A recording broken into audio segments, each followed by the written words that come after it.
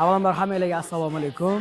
Men Sehrlandiya multfilmida Timur obraziga ovoz berdim. Judayam energiyaga to'la bu obraz. Jamoani tortib yuradigan bola ham shu ekan. Boplading. Yuz ko'rinishi menimcha sal-pal o'xshashib ketadi. Qahramonlarga kim ovoz beradi degan paytda ham tanlanayotganda tashqi ko'rinishdan ham kelib chiqib tanlashgan deb o'ylayman. Xarakter taraflama ham baribir o'xshashib ketadi. O'zim men komandamni ko'rgandek bo'ldim. Nima? Kulgulik axir. Shunaqa momentlar bor, u tekstda bo'lmas ekanda.